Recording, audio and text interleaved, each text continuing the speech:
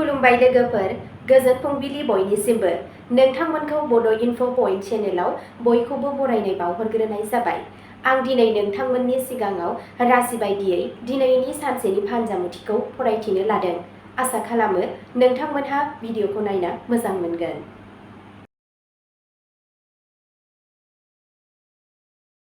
दिनै 20 डिसेम्बर 2025 मायथाइ एबा 4 पुस दान 1432 मायथाइ सनिबार।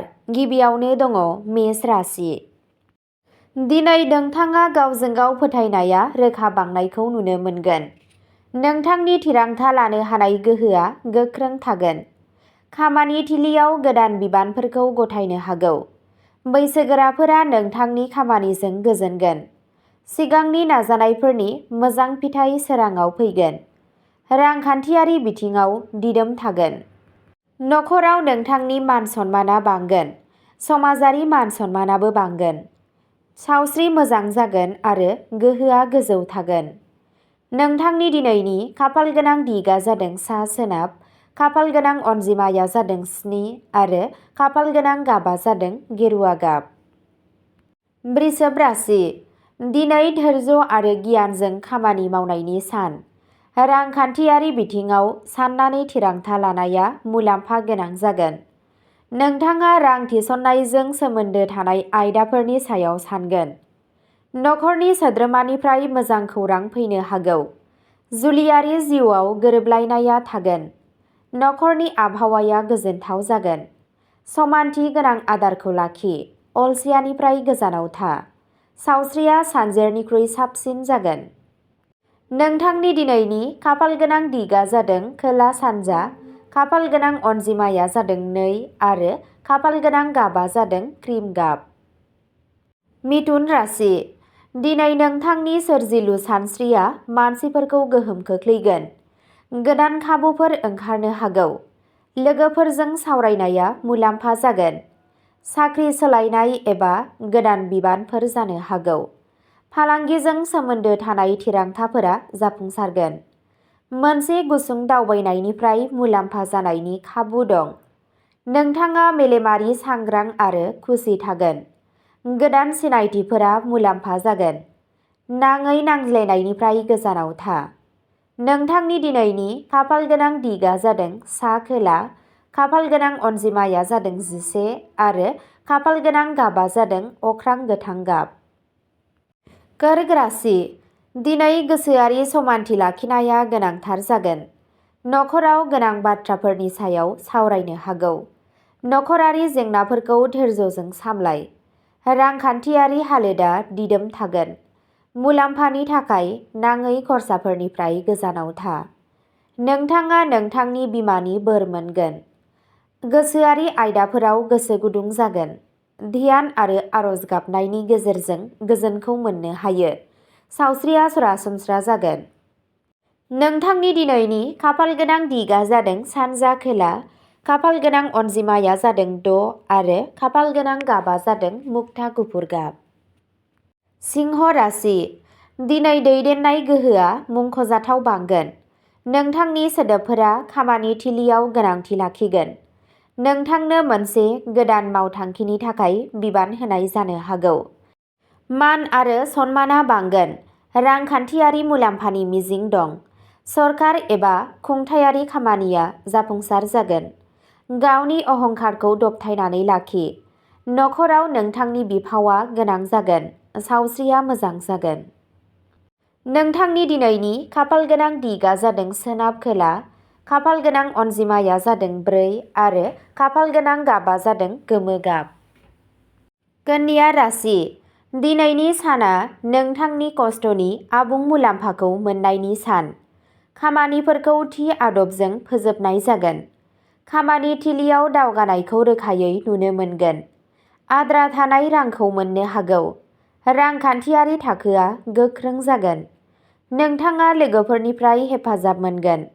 नोंथाङा सावस्रियाव जौगानायखौ नुनो मोनगोन। गोसोआरि समानथाय लाखिगोन। फोथायथि बांगोन। नोंथांनि दिनैनि खाफालगोनां दिगा जादों सा सानजा, खाफालगोनां अनजिमाया जादों 9 आरो खाफालगोनां गाबा जादों गोथां गाब।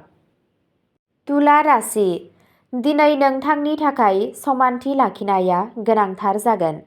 बाहागोदारिजों सोमोन्दो गोनां खामानिनिफ्राय नोंथाङा मुलाम्फा जागोन। नोंथाङा आरिमु आरो सोरजिलु खामानिफोराव जाफुंसार जागोन। गोजाम गोरोबलायैफोरखौ सुस्रांनो हागौ। रांखान्थियारि हालोदा नर्मेल थागोन। खरसानि सायाव नोजोर लाखि। नखरजों सम थानाया गोजोनथाव जागोन। नोंथांनि गोसोआ खुसि थागोन। नोंथांनि दिनैनि खाफालगोनां दिगआ जादों सोनाब-साहा, खाफालगोनां अनजिमाया जादों 8 आरो खाफालगोनां गाबआ जादों रेजें निला गाब। वृश्चिक राशि। दिनै आन्थोर सानथांखिफोरा जाफुंसार जानो हागौ। खामानि फोथाराव नोंथांनि हमथाया गोख्रों जागोन। बिबानफोरा बांनो हागौ। रांखावरि मुलाम्फानि इसारा दं। खैफोदगोनां थिरांथा लानायनिफ्राय गोजानाव था। थाखोमानाय सुथुरफोरनिफ्राय सांग्रां जा। यगा आरो मेडिटेशनआ मुलाम्फा जागोन। गोजाम लोगोफोरनिफ्राय हेफाजाब मोनगोन। गोसोआरि नारसिननाया खमायगोन। नोंथांनि दिनैनि खाफालगोनां दिगआ जादों खोला-सोनाब, खाफालगोनां अनजिमाया जादों 5 आरो खाफालगोनां गाबआ जादों रोजा गोजा गाब। धनु राशि। दिनै खाफालआ नोंथांखौ आबुङै हेफाजाब होगोन। सोलोंथाइ आरो बादायलायनायाव जाफुंसार जागोन। दावबायनायनि खाबु मोननो हागौ।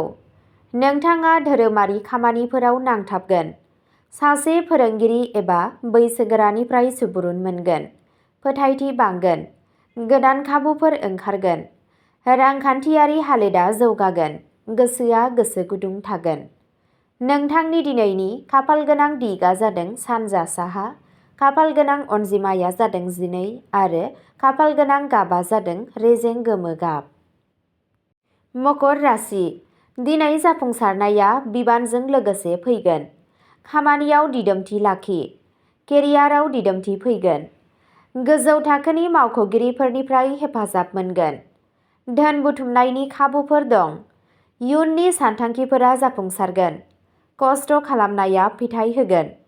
नखरनि सिङावनो हेफाजाब मोनगोन। सावस्रिया सरासनस्रा जागोन। नोंथांनि दिनैनि खाफालगोनां दिगआ जादों खोला, खाफालगोनां अनजिमाया जादों 3 आरो खाफालगोनां गाबआ जादों गोजा गाब। कुम्भ राशि। दिनै गोदान गोदान सानस्रिफोरा नोंथांखौ सिगांथिं लांगोन। नोंथांनि समाजारि मान-सन्मानआ बांगोन। बिरोंदामिन एबा गोदानथिजों सोमोन्दो गोनां हाबाफोरा जाफुंसार जागोन। नोंथाङा लोगोफोरनिफ्राय हेफाजाब मोनगोन। रांखान्थियारि सानथांखिफोरा मुलाम्फा गोनां जागोन। इयुननि सोमोन्दै मोनसे मोजां सानस्रि जौगागोन। नोंथाङा गोदान बिबानफोर मोननो हागौ। गावनि सावस्रिखौ जोथोन ला। नोंथांनि गोसोआ गोसो गुदुं थागोन। नोंथांनि दिनैनि खाफालगोनां दिगआ जादों सा-खोला, खाफालगोनां अनजिमाया जादों 14 आरो खाफालगोनां गाबआ जादों आकाहि गाब। मीन राशि। दिनै नोंथांनि गोसोआ गोजोन आरो गोसोआरि महरै समानथि जागोन। नोंथाङा सोरजिलु हाबायाव जाफुंसार जागोन। गोसोआरि खामानिफोराव गोसो गुदुं जागोन। गोजाम जेंनाया सुग्लायगोन। रांखान्थियारि थासारिया जौगागोन। नखरजों सम हगारनाया गोजोनथाव जागोन। लुबैनाय मदद नोंथांनि लामायाव फैगोन। सावस्रिया मोजांसिन जागोन। नोंथांनि दिनैनि खाफालगोनां दिगआ जादों सा-सानजा, खाफालगोनां अनजिमाया जादों 1 आरो खाफालगोनां गाबआ जादों रेजें आकाहि गाब। अब्ला दिनैनि राशि फरायथिनाया एसेनोसै। गोजोन्थों।